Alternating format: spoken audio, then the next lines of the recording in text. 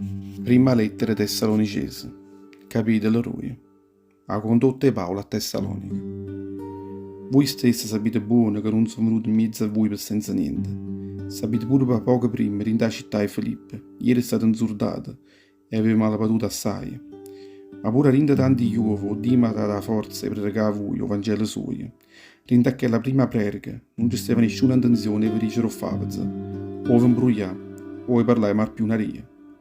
Anzi, gli parla sempre come Dio comanda, perché egli mi ha giudicato rinda e ha voluto consegnare a me che l'ha masciato il Vangelo suo. E non va a casciarne e essere apprezzato innanzi all'occhio. E tutto l'uomo vuole solo essere apprezzato innanzi a Dio, che giudica pure tutte le intenzioni nostre che hanno scusa. Sapete pure buono che mai ha giurito una parola per far piacere a qualcuno o per fare interesse mio.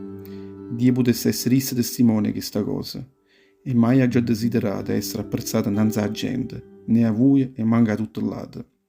Pure se avesse potuto fare conto che il potere mio ha posto alle Cristo. Invece mi ha comportato sempre in mezzo a voi con la dolcezza come una mamma che sapeva cura dei figli suoi. Mi sono attaccato a voi e vi ho voluto tanto bene, sino a quello punto, che io avrei variato, non solo che il Vangelo di salvezza che viene a Dio, ma avrei variato pure la vita mia per voi. Frate mio, voi vi ricordate buono che la fatica è così tosta che ha giubigliato e piette, ha faticato notte e giorno per far conoscere che la parola è Dio, senza essere un peso a nessuno di voi. Voi siete insieme con Dio e testimone e come sono comportato in mezzo a voi. Potete dicere quando è stato giusto, santo e acconige o comportamento mio per tutti quelli che credevano. Sapete che mi sono comportato in mezzo a ognuno di voi come fanno padre con tutti i figli suoi. Vado spunzonato e incoraggiato, vado scongiurato e vi comportare in una maniera rigna. E Dio, perché Dio vi chiama per far pigliare parte a chi lo regna suo, che è tutta rolia sua. Elogie Tessalonicesi.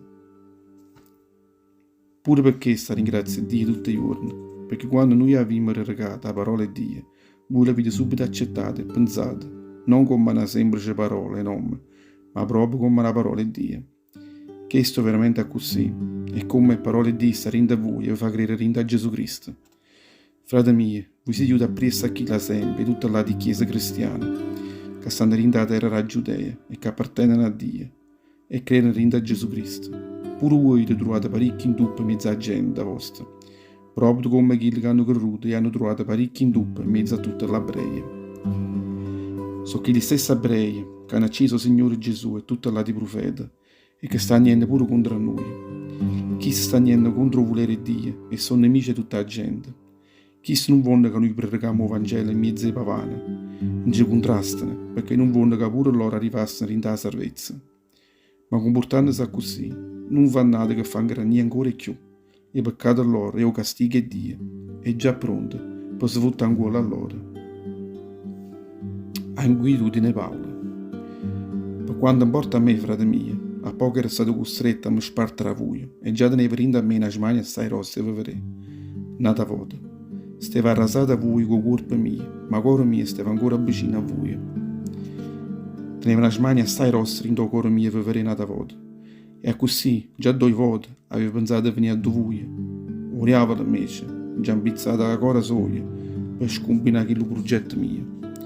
Con tutto questo posso assicurare che a voi, sì, proprio di voi, si dà speranza mia, apriezza mia, si dà corona e vendita che posso presentare cautanza innanzi al Signore nostro Gesù Cristo, quando essa tornerà nata volta. Si voi, si dà rolia mia e apriezza mia.